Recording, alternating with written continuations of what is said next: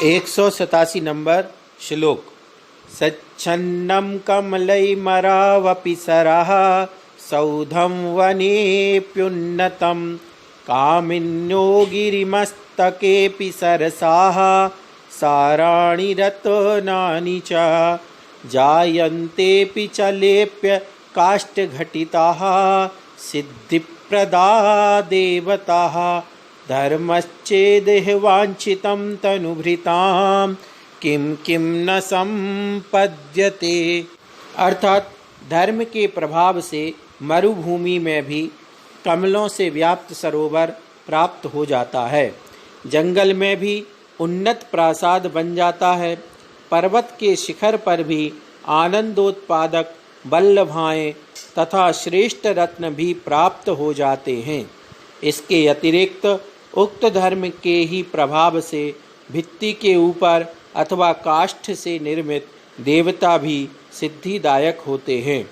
ठीक है, धर्म यहाँ प्राणियों के लिए क्या क्या अभीष्ट पदार्थ नहीं प्राप्त कराता है, अर्थात सब कुछ प्राप्त कराता है। 187 नंबर श्लोक को समझते हैं। अभी यहाँ प्रकरण धर्म की महिमा, धर्म का फल चल रहा है, जिसमें ये बताया जा रहा है कि विपरीत से विपरीत परिस्थितियां भी जो धर्मात्मा होता है उसके पास नहीं आती, आ भी जाती हैं तो वे आसानी से दूर हो जाती हैं। बड़े बड़े संकट उस धर्म के प्रभाव से टल जाया करते हैं और धर्म को छोड़ करके कुछ भी शरण नहीं है। यही सब वर्णन इसमें चल रहा है। यहाँ पर भी यही कहा जा रहा है कि यदि किसी के पास धर्म है तो क्या होता है कि धर्म के प्रभाव से मरुभूमि में भी कमलों से व्याप्त सरोवर प्राप्त हो जाता है। यदि धर्म है तो मरुभूमि यानी जो रेगिस्तान होता है, खाली पड़ा हुआ मैदान है, गर्मी का समय है, तो वहां ऐसी जगह जहां व्यक्ति ग्रीष्म के प्रभाव, गर्मी के प्रभाव से तड़प रहा हो, छटपटा रहा हो, आग की लपटें उसको लग रही हो, ऊपर से भी और नीचे से भी। नीचे धूल तपती है मरुभूमि में यानी रेगिस्तान में, और ऊपर से सूर्य का प्रताप। तो ऐसे वो है, दोनों तरफ से इस गर्मी से आकुल व्याकुल होता है, तो उसको जैसे कमलों से व्याप्त सरोवर प्राप्त हो जाए। क्यों? क्योंकि वहां पर ठंडक होती है, सरोवर के पास, तालाब के पास, उसमें भी जो कमल वाला हो तो उसकी सुगंध भी आती है। जंगल में भी उन्नत प्रासाद बन जाता है। ऐसा व्यक्ति यदि जंगल में भी रहे तो उसके लिए भी क्या हो जाता है, उन्नत प्रासाद बन जाया करता। प्रासाद यानी महल। तो जंगल में भी जाने के बाद वह महलों को प्राप्त कर लेता है, क्योंकि वह उसका धर्म का फल है। पर्वत के शिखर पर भी आनंदोत्पादक बल्लभाएं तथा श्रेष्ठ रत्न भी प्राप्त हो जाते हैं। पर्वत के शिखर पर मतलब एक छोटी पर्वत ऊंचे होते हैं, और ऊंचाई पर जाकर भी वहां पर भी उसको आनंदोत्पादक बल्लभाएं यानी स्त्रियां वगैरह जो होती हैं, और या श्रेष्ठ रत्न प्राप्त हो जाते हैं। रत्न कहाँ होते हैं? समुद्र में, समुद्र की गहराई में। और उसको कहाँ प्राप्त हो जाते हैं? पर्वत की ऊंचाई पर। एक इसका प्रभाव है, पर्वत पर रत्न, पर्वत की चोटी पर रत्न होने का सवाल ही नहीं होता है। ऐसी जगह पर भी रत्न मिल जाते हैं। किसके प्रभाव से? धर्म के प्रभाव से। इसके अतिरिक्त उक्त धर्म के ही प्रभाव से भित्ति के ऊपर अथवा काष्ठ से निर्मित देवता भी सिद्धिदायक होते हैं। अब कितनी बड़ी बात है कि जैसे जो भित्ति यानी भींट, जो अपनी दीवाल है, इस दीवाल पर मान के चलो कोई देवता उकारे हुए हैं, मतलब उनकी आकृति बनाई गई है। वे देवता काष्ठ से निर्मित देवता यानी लकड़ी पर बनाए गए कोई देवता है, वे भी क्या हो जाते? सिद्धिदायक हो जाते हैं। मतलब उसको सिद्ध हो जाते हैं और वे उसके सहायक बन जाते हैं। ठीक है, धर्म यहाँ प्राणियों के लिए क्या क्या अभीष्ट पदार्थ नहीं प्राप्त कराता है, अर्थात सब कुछ प्राप्त कराता है। तो ये धर्म का प्रभाव है। अब एक प्रश्न आपके मन में यहाँ पर स्वयं की भी आ सकता है कि ऐसा कैसे होता है? ये क्या कहा जा रहा है कि देवता जो सिद्धिदायक हो जाते हैं, सहायक हो जाते हैं, इसमें जैन दर्शन का कोई विरोध नहीं है। क्यों नहीं है? जैसे मान के चलो कोई व्यक्ति है, दीवार पर उसने कोई भी चित्र बना लिया है और उस चित्र को देवता के आकार में जैसे भी बनाया और उसके सामने वो कोई आराधना सिद्धि कुछ भी करता है, तो यदि वहां पर कोई व्यंतर देव हैं, कोई भी देव हैं व्यंतर, तो वो क्या होते, व्यंतर देवों को इन सब कार्यों में मजा आता है, उनके पास शक्ति तो होती है, तो उसके पुण्य के योग से नहीं भी होंगे तो कहीं से घूमते घामते वहां आ जाएंगे, प्रसन्न हो जाएंगे और उसको सहायक बन जाएंगे। तो ये जैन दर्शन में इससे कहीं से बाधा नहीं है। इसी प्रकार किसी ने लकड़ी का वो बना लिया, तो लकड़ी का देवता का रूप बना लिया और उसके सामने वो कोई विद्या सिद्ध करता है, उसको सिद्ध हो सकती, कोई बड़ी बात नहीं है, उसको कोई भी सहायक भी हो सकता है देवता। क्यों? क्योंकि कोई वहां व्यंतर देव आया, रम गया, उसको अच्छा लगा और वो सोचने लगा कि मेरे ही उपासना कर रहा है, तो वह सहायक हो सकता है, इसमें कहीं कोई दिक्कत नहीं है। तो इस प्रकार से ये नहीं है कि मतलब ऐसा नहीं होता है, नहीं, क्योंकि हमारे यहाँ व्यंतर देव जो होते हैं वे यहाँ वहाँ जाते रहते हैं और यदि ऐसी स्थिति में उस समय कहीं पर भी किसी से खुश हो सकते हैं, वो उनकी अपनी स्वयं की एक महिमा है। उस हिसाब से देखा जाए तो ये क्या है, ये सिद्ध हो, सहायक सिद्ध हो जाते हैं, इसलिए इसमें कोई विकल्प करने की बात नहीं है। बाकी ये यहाँ बताया गया कि विपरीत से विपरीत परिस्थितियों में, प्रतिकूल से प्रतिकूल परिस्थितियों में भी यह धर्म अनुकूलता और अनुकूल सामग्री उत्पन्न करा देता है, यह धर्म की महिमा है। 188 नंबर श्लोक। दूरादभीष्टमभिगच्छति पुण्ययोगात् पुण्याद्विना करतलस्थमपि प्रयाति अन्यत् परं प्रभवतीह निमित्तमात्रं पात्रं बुधा भवत निर्मल पुण्य राशेः। अर्थात पुण्य के योग से यहाँ दूरवर्ती भी अभीष्ट पदार्थ प्राप्त हो जाता है और पुण्य के बिना हाथ में स्थित पदार्थ भी चला जाता है। दूसरे पदार्थ तो केवल निमित्त मात्र होते हैं। इसलिए हे पंडित जन, निर्मल पुण्य राशि के भाजन हो, अर्थात पुण्य का उपार्जन करो। अब अपन 188 नंबर का श्लोक समझते हैं। यहाँ पर भी धर्म का फल, धर्म की महिमा बताई जा रही है कि जब किसी के पुण्य का योग होता है, पुण्य होता है, तो दूरवर्ती जो अभीष्ट पदार्थ हैं वे प्राप्त हो जाते हैं। मतलब इतनी दूर है कि उसका मिल पाना संभव ही नहीं है, लेकिन फिर भी ऐसा भी जो कठिन से कठिन, दुर्लभ से दुर्लभतम चीज है, वह भी उसके पुण्य के योग से उसको प्राप्त हो जाती है। और पुण्य नहीं है तो हाथ में आया हुआ भी पदार्थ चला जाता है। ये अपन जानते हैं, बहुत अच्छी तरीके से अपन ये जानते हैं कि जो खेत किसी गरीब किसान ने, किसी ने बेच दिया, उसी खेत के नीचे किसी सेठ को बहुत बड़ा, मान के चलो मार्बल का कुछ खजाना मिल गया या ग्रेनाइट वगैरह जो भी है, उसके नीचे से निकल आया। वह सेठ उसी चीज से करोड़ों रुपए कमाता है जो उस किसान ने किसी अपने कर्जे के कारण या किसी मुसीबत में बेचा। तो ये क्या है कि पुण्य नहीं है तो हाथ की चीज भी चली जाती है, और पुण्य होता है तो दूरवर्ती पदार्थ भी दूरवर्ती। अब देखो कैसे, जैसे मान के चलो कि उदाहरण अपन समझ लें कि जब संजीवनी बूटी चाहिए, अब संजीवनी बूटी कितनी दूर है, कितनी दूर है वहां से, और वो भी कुछ घंटों के अंदर चाहिए। उतनी ही देर में वो संजीवनी बूटी बताने वाले भी मिल गए और लाने वाले भी मिल गए और आ भी गए। बाधाएं बीच में आ रही, उन बाधाओं को चीरते हुए भी संजीवनी बूटी उस लिमिट टाइम में पहुंच जाती है। ये क्या है? ये पुण्य का योग है। अब आप ये कहोगे ये तो रामायण की कहानी है।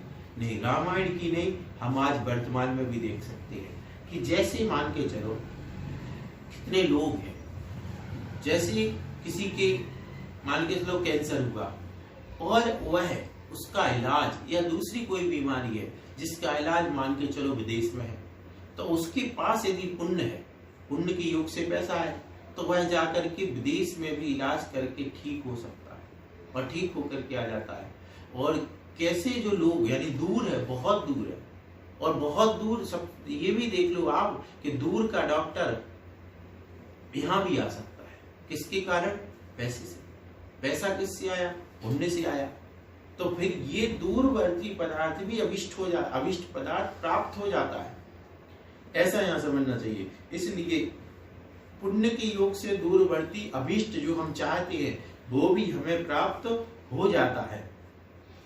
अरे जैसे अभी आज गर्मी का सीजन है और मान के चलो एक अमीर व्यक्ति है, उसको मान के चलो हापुस आम खाने की इच्छा हुई, एक अभी गरीब व्यक्ति को भी इच्छा हुई। अमीर व्यक्ति मान जहां भी है महाराष्ट्र में वहां से मंगा करके खा सकता है, और एक गरीब व्यक्ति जिसके सामने भी रखा है दुकान की फिर भी नहीं खा सकता है। यहीं से अंतर लगा लो कि पुण्य के प्रभाव से दूर भी ये चीज वह भी प्राप्त हो सकती है, और पाप है तो सामने रखी चीज भी उपयोग में नहीं आ सकती या खरीद नहीं सकते। हाँ, इतना ही नहीं कि खरीदने पर मत जाना, अब उपयोग पे भी जाना। उपयोग पे कैसे? जैसे पाप का उदय है, अब किसी को मान के चलो पाप कर्म का ही उदय है, असाता का उदय है कि घी खाने को मना किया, अब सामने रखा हो, कितने ही रखा हो, तो ये क्या है? तो सिर्फ अमीरी नहीं और भी कई कारण होते हैं, एक एक कारण समझ सकते हैं अपन अलग अलग, तो उसका उपभोग नहीं कर सकता है।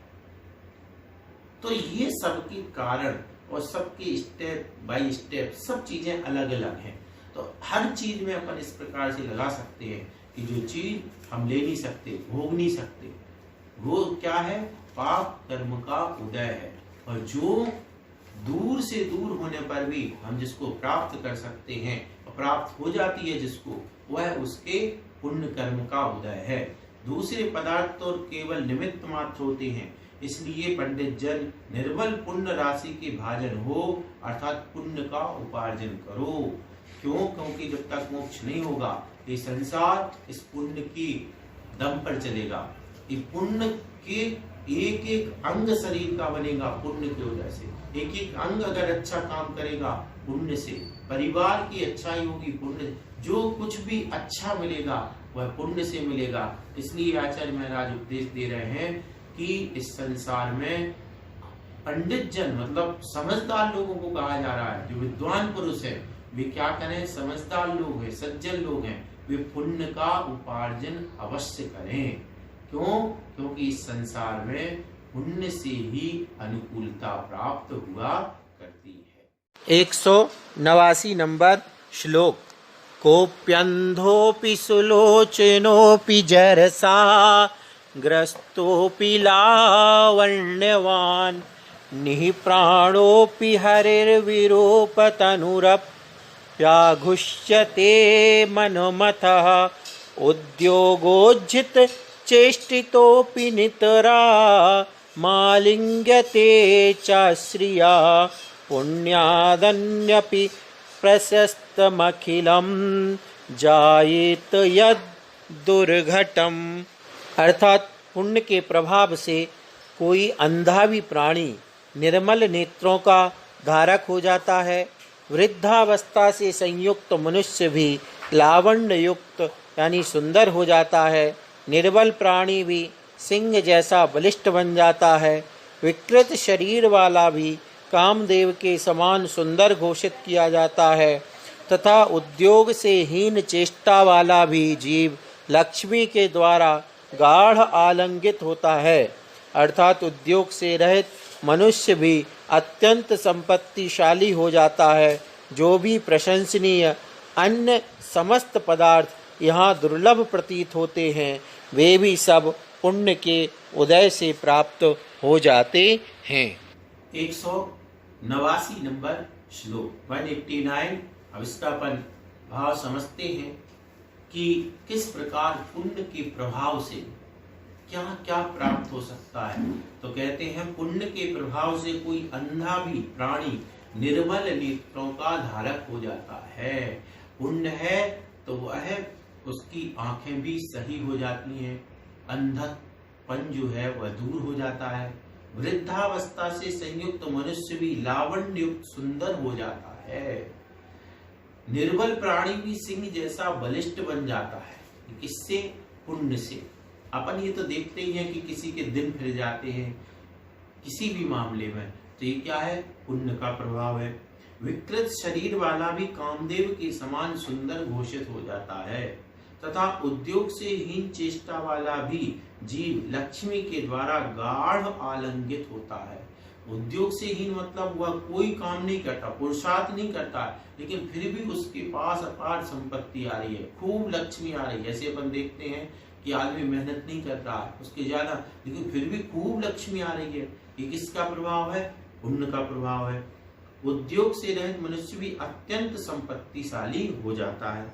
जो भी प्रशंसनीय अन्य समस्त पदार्थ यहाँ दुर्लभ प्रतीत होते हैं वे सब पुण्य के उदय से प्राप्त होते हैं। एक ही बात है कि जितनी भी अनुकूल चीजें हैं, जितने भी अनुकूल पदार्थ हैं, वे सब पुण्य के उदय से प्राप्त होते हैं।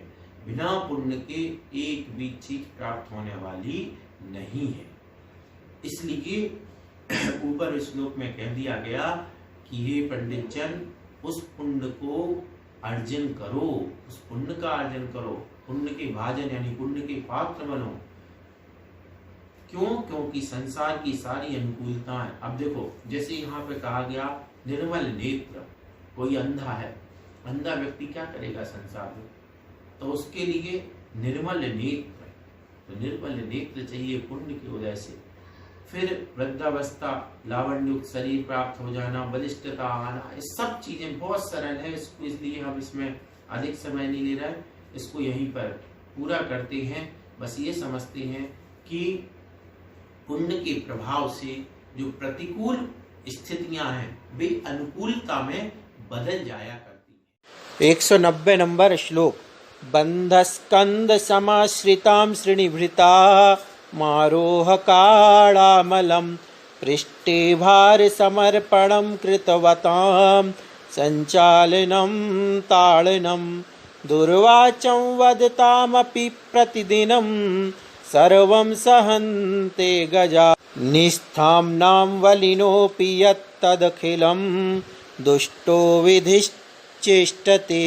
अर्थात जो महावत हाथी को बांधकर उसके कंधों पर आरूढ़ होते हैं, अंकुश को धारण करते हैं, पीठ पर भारी बोझा लादते हैं, संचालन व ताड़न करते हैं तथा दुष्ट वचन भी बोलते हैं, ऐसे उन पराक्रमहीन भी महावतों के समस्त दुर्व्यवहार को जो बलवान होते हुए भी हाथी प्रतिदिन सहन करते हैं, यह सब दुर्दैव की लीला है। अर्थात इसे पाप कर्म का ही फल समझना चाहिए। अब हम 190 नंबर श्लोक को देखते हैं, 190। इसमें क्या कहा जा रहा है कि अभी तो पाप पुण्य की महिमा समझाई जा रही थी, अब उदाहरण दिया जा रहा है कि पाप जब उदय में आता है तो कैसी स्थिति होती है। तो बता रहे हैं कि जो महावत हाथी को बांधकर उसके कंधों पर आरूढ़ होते हैं, अंकुश को धारण करते हैं, पीठ पर भारी बोझा लादते हैं, संचालन व ताड़न करते हैं तथा दुष्ट वचन भी बोलते हैं, ऐसे उन पराक्रमहीन भी महावतों के समस्त दुर्व्यवहार को जो बलवान होते हुए भी हाथी प्रतिदिन सहन करते हैं, यह सब दुर्दैव की लीला है। अर्थात इसे पाप कर्म का फल समझना चाहिए। क्या उदाहरण दिया गया है?